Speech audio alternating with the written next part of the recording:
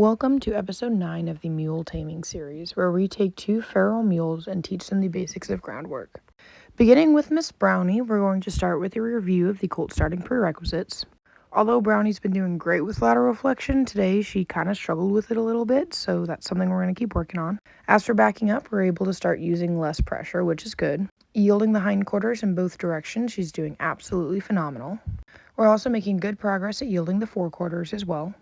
She did have a little bit of a rough time with vertical flexion today. We're going to work on lunging and standing tied a little bit later in the session. For now, what we're going to do is we're going to start off with the lunging surcingle. So as I've kind of mentioned before, this is a great way to kind of prepare an equine to be started under saddle because it's a smaller piece of equipment where I can work with them on cinching them up and taking the cinch off. And the surcingle can just have a lot of benefits.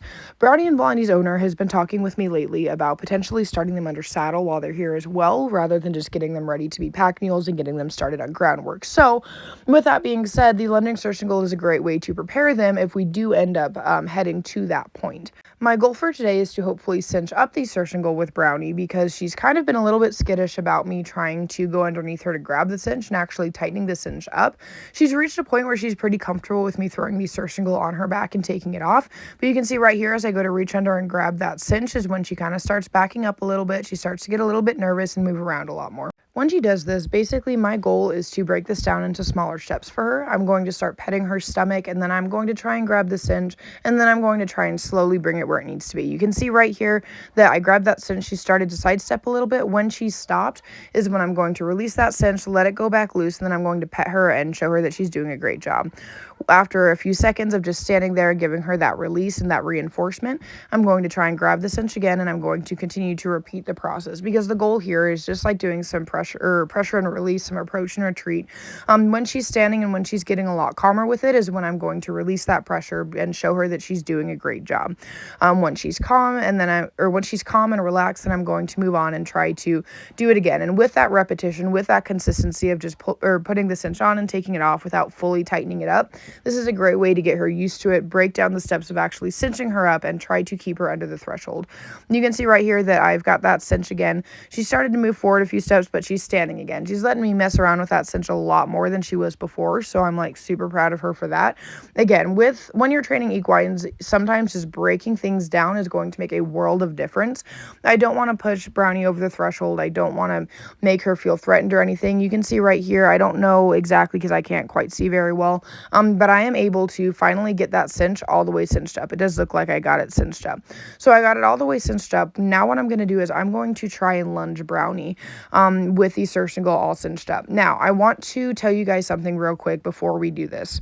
Sometimes it does not matter how much you try to prepare an equine, how much you try to get them ready for the saddle or ready to be cinched up. Sometimes they will still buck because this is something new. This is something different. It feels funny when it's their first time wearing a cinch. So remember that you can prepare an equine as much as humanly possible, and sometimes they will still buck. The goal is ultimately to have no bucks, but sometimes it still happens. So don't freak out or don't try and beat yourself up because I know there's a lot of people out there who are always like, oh, well, if your horse bucks the first time you've put a cinch on them or the first time you've put a saddle on them, you failed at your job. No, that's not true. When a horse bucks, if they buck for like a lap, that's one thing. Now, if they're bucking and rearing and trying to go through fences, that's a sign that you've probably pushed them over the threshold. But they might let out a few bucks that first time you ever cinch them up, so don't beat yourself up over that. Sometimes it just happens. It's how they're trying to respond to something new and something different. Now, with Brownie specifically, you can see that she actually didn't buck at all. She's kind of a little bit nervous about it. You could see at the beginning she would kind of stop a lot, or she'd kind of like be very cautious with her movements. But after continuing to encourage forward movement and lunge her in a circle around me, she's giving me a beautiful forward moving trot. She's not being super slow with it. She is keeping that trot going. Right here, you can't really see it, but she tried to turn around. So I'm just going to encourage her to go back in the other direction. But overall, Brownie did very well. She didn't let off any bucks. She didn't do anything too crazy. Again, she was a little stiff at first, but overall, it didn't really take her very long to adjust to the cinch and that weird feeling around her belly. After lunging her around for a few laps in both directions, because she is doing super duper well with the surcingle and super well with it cinched up, I'm going to remove the surcingle. We're going to take a moment to work on some other things because I was able to do this new thing with her. She handled it extremely, extremely well, and I'm super proud of her for it. So that is just a good sign that we can start moving on to other things within the coming days. We can start introducing Brownie to more things. She definitely seems to respond to things a lot better than Blondie does. Blondie definitely seems to kind of like react more than Brownie. Brownie kind of thinks about things before she reacts, which is a good thing. So overall, she's making phenomenal progress with that surcingle, with that cinch, and I'm hoping to maybe get a saddle on her within the coming week. I haven't really shown you guys very much progress on picking up Brownie's feet because this has been something that we've kind of been struggling with, and this is something that's just going to take time, repetition, and consistency. So I'm going to show you a little bit of where we're at with it right now. She is still okay with me picking up her front. She's still a little bit skeptical on me picking up her right front, but she's okay with the left front, which you can kind of see right here. As for the hind, she still does try to move forward a lot. She's still not entirely comfortable with me handling her hinds, and so I've been doing a lot of work with that lead rope on picking up the hind legs and the lunge whip as well, on just touching her hind legs so that we can hopefully get her more comfortable with that. Sometimes when you're working with equines, things like picking up the feet, it can take a lot of time to train. And the reason why I haven't really shown you guys like every single day of training is because I've kind of shown you guys the method of how I teach an equine how to pick up all 4 feet with both her and Blondie. And so just for timing purposes, I'll show you guys little clips here and there. She's making progress with her feet, but this is one of those things where sometimes with an equine, you got to work on it for a few minutes every single day in order to make progress in the long run. Moving on to Blondie. So I am going to start by letting you guys know that I did work with Blondie back in her stall today. In previous sessions, you guys have noticed that when I'm trying to introduce Blondie to new things, whether that be the surcingle, the plastic bag, etc., she has a tendency to freak out, and she has reached a point where sometimes she will pull that lead rope straight from my hand, she'll drag me around the round pen, and then she just bolts when she's afraid. And while I am super strong, and I've done this for a long time, Blondie will always be stronger than I am. And so by moving her to a smaller pen, what I'm doing is I'm trying to prevent her from learning that when she's afraid, all she has to do is bolt and take me with her, and eventually I'll let go. So by moving her into a smaller pen, if she does go to try and bolt, I have a lot more strength here. Like, she can't really go as far, and I'm able to pull her back into me and show her that, hey, I know you're afraid, but you don't have to bolt, you don't have to freak out. So now that I've kind of put that out into the wilderness for you guys to know about, I'm going to start with Blondie on just working on the prerequisites before we start adding more to the picture. She did struggle a little bit with lateral flexion today. I think one of the reasons why both her and Brownie were kind of having some issues with the basics is because it is super windy and there's a lot going on today as well too. She's doing pretty good with vertical flexion. She's doing very well at picking up all 4 feet. Definitely going to be pulling my farrier equipment out in the coming days to see if I can clean up her hooves a bit. She's doing very well at yielding the hindquarters in both directions. We're making good progress with yielding the forequarters. Backing up, Blondie really didn't want to do that today. She definitely struggled with it, but that's okay. Sometimes it happens. I just got to keep working with her on it. And now for the moment of truth, these surcingles. So as I kind of briefly mentioned a little bit earlier in this video, it seems as if Blondie tends to react. She doesn't really think about things before she responds to them, whereas Brownie definitely seems to respond to things. She tends to think things through before she decides to freak out. And what I mean by that is because, you can see like with Brownie, I've already been able to put the surcingle on Brownie and cinch it up, even though I've actually been working with Blondie on it for an extra day, because Blondie's like, I want nothing to do with that. Brownie was like, I don't know about that, but I'll let you give it a shot. And so Brownie has definitely thought things through a lot more, whereas Blondie sometimes just tends to like be like, I don't know, I don't want anything to do with that. So by being in that smaller pen, I'll have definitely more of a handle on her, because at the end of the day, Blondie is like a 1,500-pound mule and I'm a scrawny 130-pound human. So there's only so much that I can do, but by being in a smaller pen, I've definitely got a better handle on her.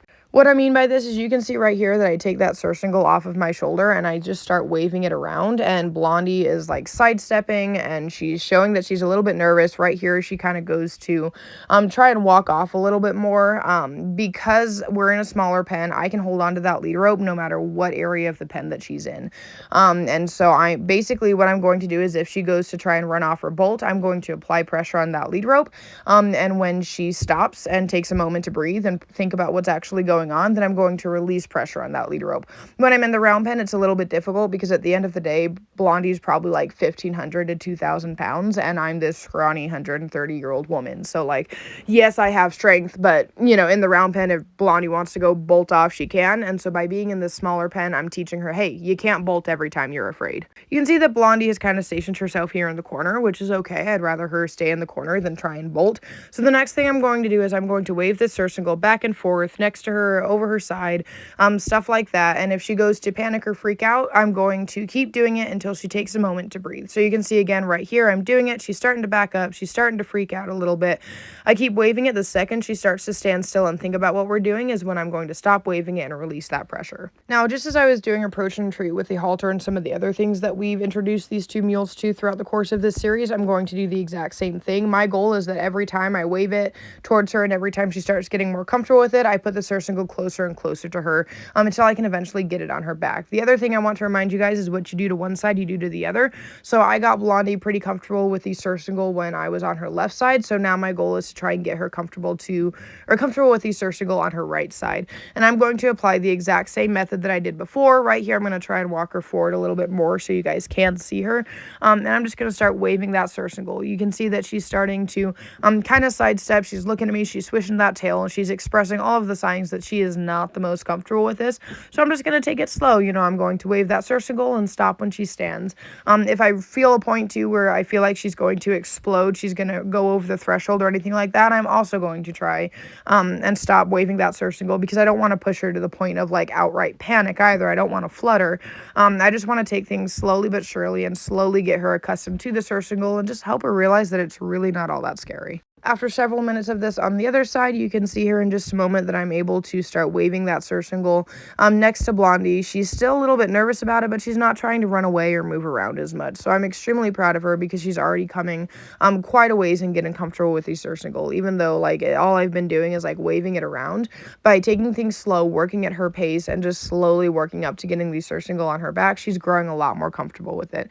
Right here, you can see that I go to switch to the other side randomly. She does bolt for a quick moment, which is okay. I'm just going to go back and continue repeating the process, and pretty much the remainder of this session is going to be me trying to throw the surcingle on her back and wave it around and all that fun stuff. So I skipped through a lot because I probably spent about 45 minutes doing that, but you can see after that 45 minutes, Blondie has reached a point where I can throw that surcingle on her back and take it off, and on her back and take it off. She's not freaking out as much. She's not panicking as much. So overall, I am extremely proud with the progress that I've made.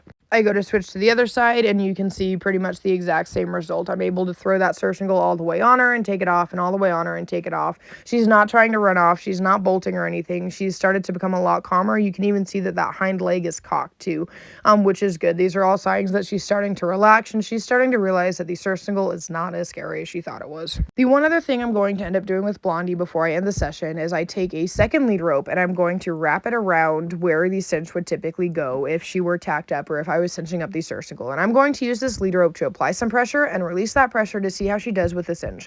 Because when I go to cinch her up, which will probably happen within the coming days, if she's going to buck or freak out or anything, I'd like to know in advance. And so by using this lead rope as a way to apply pressure and release that pressure over and over and over, I can kind of get an idea for how she's going to react to it. And it's a better way, or it's just another way that I can break down cinching her up for the first time, where I have just like a little bit more control, right? I can easily release pressure on this lead rope. Once she's cinched up, I can't easily take off the cinch. And so by doing this, it's just another step where I can continue to further prepare her for when it is time to be cinched up. And I can just continue to break things down for her, see how she's going to react, so I can prepare myself. And if I need to break things down even more, I can. You can see that Blondie's really not doing much. I mean, she kind of moves around a little bit, but overall, she doesn't seem to be like panicked over something being tightened around her. And finally, to end off this video, one thing I've been doing with both Brownie and Blondie at the end of every session is looping their lead ropes around their pens and letting them stand tied for a little bit. I'm doing this so that I can continue teaching them how to stand tied. They have about 20-30 minutes to process the information that they learned within the training session that day. And once they are a lot better at standing tied, I mean, they both do pretty well. I mean, they're both standing very well. But at some point, the goal is to start hard tying them as well, rather than just looping it around. As I mentioned in the past, I loop it around so that if they do set back, it is easy for them to get loose and stuff. But here we are. You can see that they're both doing pretty well. I'm drinking my Dr. Pepper. Blondie's moving around a little bit, but in time, she'll get better.